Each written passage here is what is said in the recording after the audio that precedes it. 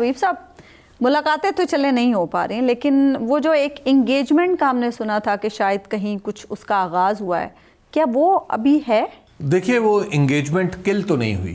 اچھا. آپ اس کے بارے میں یہ نہیں کہہ سکتے کہ ختم ہو گئی ہے اور آئندہ کچھ نہیں ہوگا، آگے نہیں بڑھے گی، لیکن بہرحال اس میں کھنڈت تھوڑی سی پڑ گئی ہے. وہ معاملہ اس طرح ہوا ہے کہ جیسے پاکستان تحریک انصاف کے جو حامی بعض لوگ ہیں جو میڈیا سے بھی تعلق رکھتے ہیں اور بیرون ملک بیٹھے ہیں، انہوں نے جس طریقے سے ان ملاقاتوں کو پینٹ کیا اور ملاقات کرنے والے لوگوں کو یہ کہا کہ جناب یہ تو وہ غدار ہیں اور ان کے بارے میں طرح طرح کی باتیں ہوئیں، تو اس کی وجہ سے ایک مجموعی ماحول جو بن رہا تھا وہ خراب تو ہوا ہے. اچھا. اس میں ایک خرابی آئی ہے، لیکن اس خرابی کو درست کرنے میں کافی ساری کوششیں جاری ہیں. اس میں علی امین بھی کر رہے ہیں، اس میں اعظم سواتی بھی کر رہے ہیں، اس میں بیرسٹر گوہر بھی کر رہے ہیں. سارے لوگ اپنی اپنی جگہ پر وہ کوششیں کر رہے ہیں کہ اس ماحول کو آگے بڑھایا جائے، کیونکہ اسٹیبلشمنٹ کی طرف سے یہ ایک باقاعدہ کوشش تھی جو کی گئی.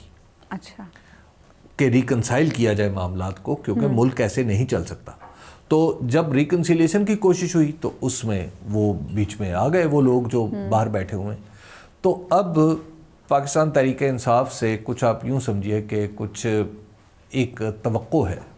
بہت سارے جو اس معاملے سے آگاہ لوگ ہیں، ان سے بات کرنے کے بعد میں یہ عرض کر رہا ہوں کہ ان کی توقع یہ ہے کہ جو باہر بیٹھے ہوئے لوگ ہیں، وہ تو 4-5 جو یوٹیوب پہ بالخصوص ولاگز کرتے ہیں، ان کا نام لے لے کے کہتے ہیں کہ ان سے اظہار برات کیا جائے. اچھا. یا کم از کم وہ آپ اس بات کو انشور کریں کہ وہ جو مرضی کہتے رہیں، ان سے آپ کا کوئی تعلق نہیں. میں تو یہ سمجھتا ہوں کہ اسٹیبلشمنٹ کی طرف سے بہت اچھا قدم تھا کہ چلیے کہیں سے بات شروع ہوئی، کہیں سے سرا پکڑنے کی کوشش کی نا. تو اسی طرح پی ٹی آئی نے بھی سرا پکڑنے کی کوشش کی.